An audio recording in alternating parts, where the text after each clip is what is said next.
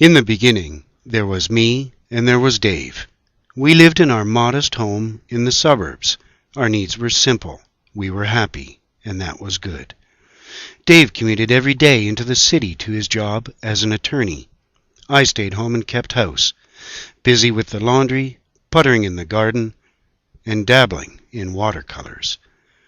One day, Dave arrived home with some big news. Over dinner, he told me that he had quit the rat race. He had discovered our true calling. It was creation science evangelism. He told me about Ken Ham, a true Australian-American success story. Run out of town on a rail from not one but two creationist organizations amid scandal, accusations of financial irregularities, and still facing lawsuits, Mr. Ham had landed on his feet, founding Answers in Genesis and opening a $27 million creation museum in Kentucky. Dave figured we could build a museum of our own and get a slice of the pie for ourselves. He explained the beauty of the plan. First of all, we wouldn't need any special training, education, or qualifications at all. Secondly, we wouldn't have to come up with any new ideas. Quite the opposite. Research and any actual thinking were not only unnecessary, they were strictly forbidden. It seemed too good to be true. The only catch, Dave said, was coming up with the initial capital. We agreed we'd give it a shot. The first step was for me to start shaving according to Scripture, as though, somehow, a divine creator would concern himself with such petty details.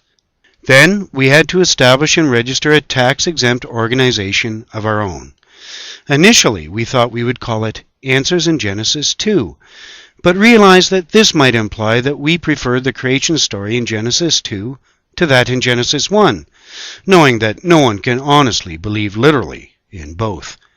We decided to ignore the contradictions and pray that any prospective museum patrons would do the same. We settled on Answers in Genesis 2. We began fundraising door to door.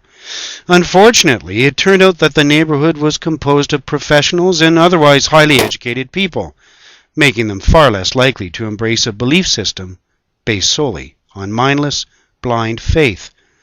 This was a problem.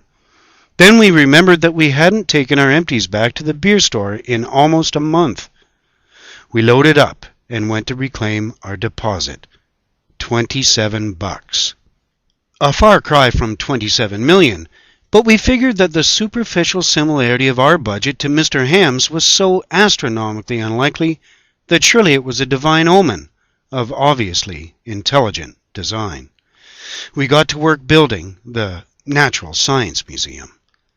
$27 doesn't go too far in the world of animatronics, but we knew that socks and buttons are not in any way fundamentally different from latex and fiberglass, and certainly no less intellectually honest or relevant, and that people were just going to have to use their imagination as well as their faith. We had some problems with the Noah's Ark display. Knowing there was no way we'd be able to come up with a pair of each animal species from all over the world, we had to settle on vaguely and arbitrarily defined kinds instead, and then preach rates of evolutionary change that even the most ardent of Darwinists would blush at. And no matter how hard we tried, we could not come up with enough water to make it work. In hindsight, this was probably a good thing. What the hell would we have done with all that water afterwards anyway? We decided to blow the last $12 of the budget on a buffet of fresh fruit and beverages for opening day. It seemed like a good idea. But then, tragedy struck.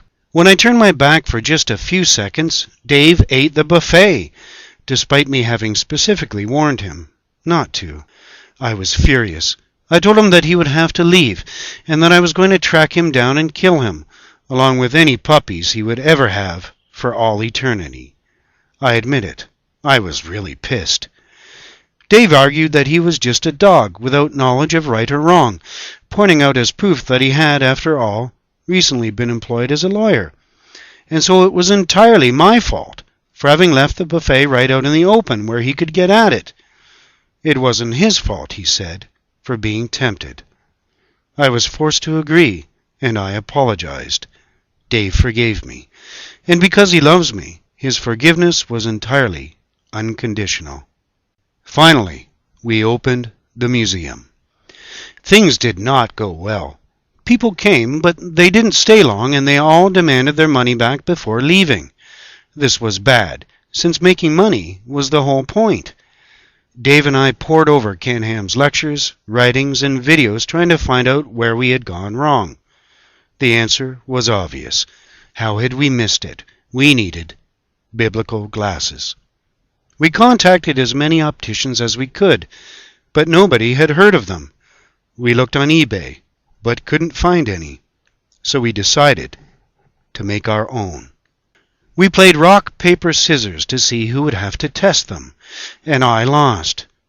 I put them on, and in an instant the world changed. Things previously well understood I suddenly perceived much differently. Some experiences were now so intense that they brought tears to my eyes. The next morning was Sunday. Dave and I closed the museum, knowing that working on the Sabbath was a sin for all except the most righteously devout. We went for a drive.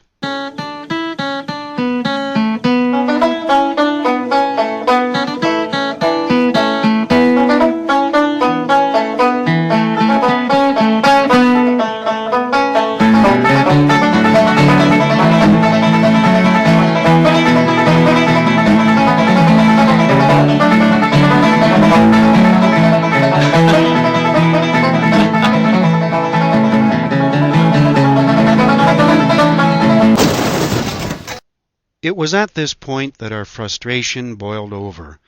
Both Dave and I said some things we would later regret, and things got out of hand. Dave caught me with a sucker punch that I, of course, didn't see coming. When I woke up, he was gone. I wandered the wilderness for what seemed like 40 days and 40 nights, although it was probably just a couple of hours. At one point I tried to take off the biblical glasses, but once on, I've found, they are next to impossible to get off. As I lay there, an idea came to me. Although I had certainly suffered enough head trauma to justify calling it an epiphany or a revelation, it was really just an idea. Instead of trying to look at the world through Scripture, maybe I could look at Scripture itself. And the more I read, the more holes in it began to open up, and the more I thought, the bigger those holes became, until I could see the world clearly once more. The glasses became nothing more than a loose patchwork of bizarre, meaningless anecdotes of dubious origin, easily removed and left behind. I heard Dave barking my name. He had been searching for me, and we were reunited once again. We went home and talked things over. I suggested that we should make many pairs of biblical glasses and insist that all patrons put them on before entering the museum. But then Dave came up with an idea much simpler and much more effective. We would just change the name of the museum, and it worked. People now came already wearing their own biblical glasses, just like they do in Kentucky. Business is booming. Things are good, and we're expanding operations. Every evening we do a bit more work on the upcoming Tower of Babel display. Dave calculates that we'll have enough to open it in a couple of weeks. At least I think that's what he said. And soon the petting zoo will open, although, well, there are a few glitches to work out. No more socks and buttons for us. We've gone prime time, baby.